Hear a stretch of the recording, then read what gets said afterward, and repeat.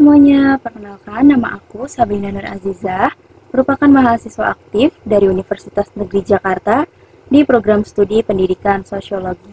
Pada video kali ini, aku akan membahas tentang sebuah topik yang sangat dekat dengan kehidupan kita sehari-hari, terutama bagi siapapun yang pernah duduk di bangku sekolah. Judul analisis ini adalah siswa dalam struktur organisasi sekolah, subjek pendidikan, atau objek kebijakan. Tujuanku membuat video ini adalah untuk mengkritisi bagaimana posisi siswa dalam struktur organisasi sekolah. Seringkali berada di tempat yang pasif, bukan aktif. Meskipun mereka adalah pusat dari seluruh proses pendidikan, seringkali keberadaan siswa justru dianggap pelengkap semata, bukan sebagai aktor utama dalam dinamika organisasi sekolah. Sekolah, jika kita lihat dari perspektif sosiologi organisasi, bukan hanya tempat untuk kegiatan belajar mengajar.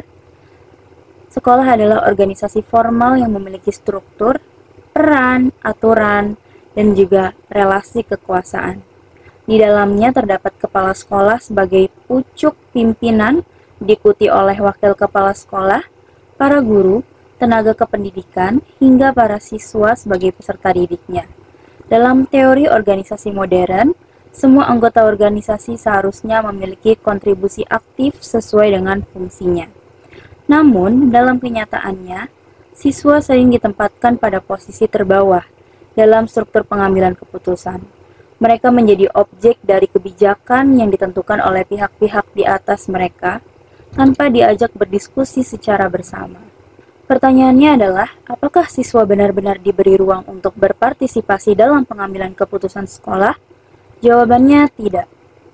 Banyak sekali kebijakan menyangkut langsung kehidupan siswa seperti aturan seragam, sistem poin pelanggaran, jadwal pelajaran, hingga kegiatan ekstrakurikuler yang dibuat secara top-down. Memang secara formal sekolah memiliki OSIS yang seharusnya menjadi perwakilan siswa. Tapi di banyak kasus, OSIS lebih banyak berfungsi sebagai pelaksana kegiatan seremonial dibandingkan wadah aktualisasi.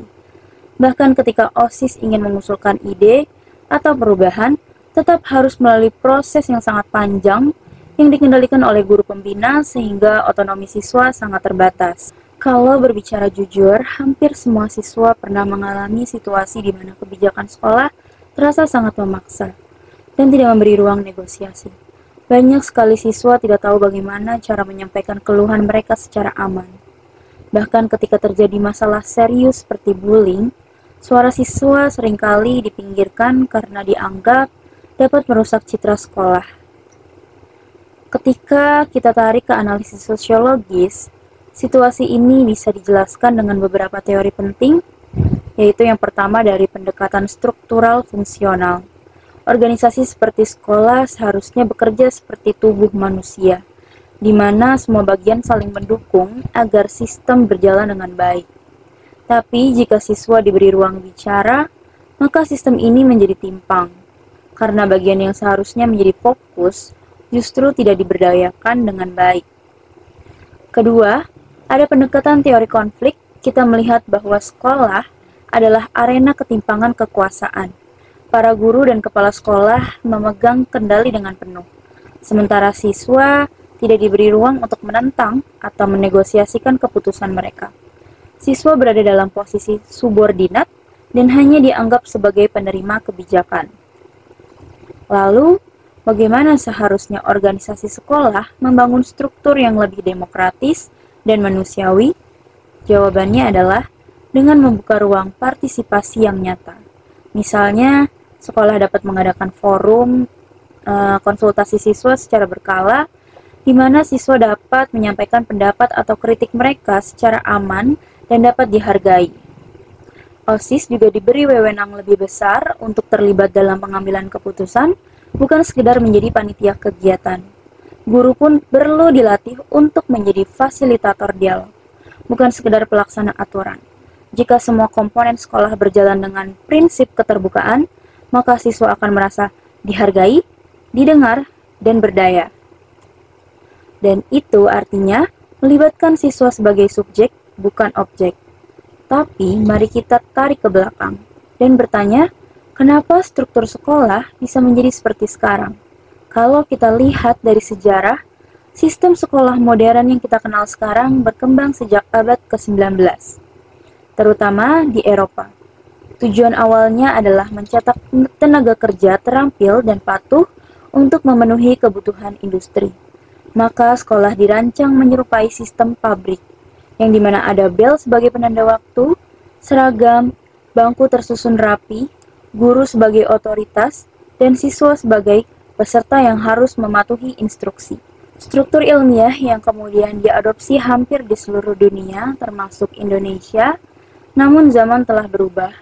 Kita tidak lagi hidup di era revolusi industri, melainkan kita hidup di era yang semuanya serba digital, di mana informasi berseliweran bebas, kreativitas dihargai, dan kolaborasi menjadi kunci. Tapi sayangnya, struktur organisasi sekolah kita masih banyak yang seperti dulu. Masih kaku, masih birokratis, masih menganggap bahwa kedisiplinan lebih penting daripada kreativitas, bahwa kepatuhan lebih penting daripada kejujuran berpikir. Kalau kita bandingkan dengan beberapa sistem pendidikan di negara lain, misalnya di Norwegia atau di Belanda, pendekatan mereka lebih menekankan pada student agency, yaitu keyakinan bahwa siswa adalah agen pembelajar yang aktif. Di sana, siswa tidak hanya boleh menyampaikan pendapat, tetapi juga memang diminta untuk terlibat dalam evaluasi guru, kurikulum, hingga kegiatan harian sekolah. Guru dilatih untuk menerima kritik dari siswa. Di Indonesia memang belum banyak sekolah yang seperti itu, tapi bukan berarti tidak ada. Sekarang mari kita lihat dari sisi hak asasi dan konveksi anak yang diratifikasi oleh banyak negara, termasuk Indonesia. Setiap anak punya hak menyuarakan pendapatnya dalam semua hal yang menyangkut dirinya, termasuk dalam pendidikan. Karena pendidikan adalah hak untuk semua masyarakat Indonesia, untuk semua orang, untuk semua insan yang hidup di muka bumi ini. Artinya, sekolah seharusnya bukan hanya tempat menanamkan nilai, tetapi juga tempat menghormati hak. Ketika siswa tidak didengar, ketika pendapat mereka dikesampingkan, maka itu bukan hanya masalah organisasi, tetapi juga masalah pelanggaran hak dasar manusia. Lalu, bagaimana kita sebagai mahasiswa dan calon pendidik atau mungkin calon pemimpin di masa depan harus bersikap? Kita tidak boleh hanya menjadi penonton, kita perlu menjadi dari gerakan perubahan. Kita bisa memulainya dengan menciptakan budaya mendengarkan, mengajak adik-adik, teman, bahkan guru ketika kita sendiri untuk membangun dialog, menuliskan pengalaman, membuat ruang bercerita, mengkritik dengan cara yang membangun. Kita juga bisa aktif di komunitas pendidikan, menjadi relawan pengajar, atau membuat proyek kecil-kecilan yang mendorong partisipasi siswa di sekolah.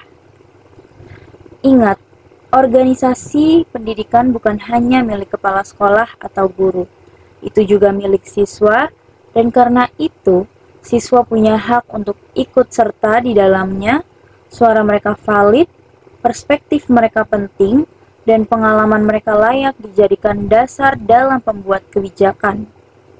Sekolah yang baik bukan sekolah yang tidak pernah ada konflik, tetapi sekolah yang mau menyelesaikan konflik dengan dialog, bukan dengan hukuman, bukan dengan intimidasi, tetapi dengan empati. Dan ini tidak akan mungkin terjadi kalau suara siswa tidak pernah dihargai. Jadi, mulai hari ini mari kita ubah cara kita memandang organisasi sekolah. Bukan lagi sebagai struktur tertutup yang penuh perintah, tetapi sebagai ruang hidup yang berdenyut dengan partisipasi dan keberanian menyuarakan keadilan. Karena sejatinya, pendidikan bukan hanya tentang menghafal jawaban, tapi tentang berani mengajukan pertanyaan, termasuk pertanyaan tentang siapa yang memegang kuasa dan siapa yang layak bicara. Sekian analisis dari aku. Terima kasih sudah menonton dan menyimak. Semoga apa yang aku sampaikan bisa sangat bermanfaat untuk teman-teman yang menonton dan bisa menjadi bahan refleksi bagi kita semua untuk membuka ruang diskusi yang lebih luas, lebih aman, lebih terpercaya untuk para peserta didik di sekolah, di lingkungan pendidikan kita. Maju terus pendidikan Indonesia. Terima kasih. Sampai jumpa.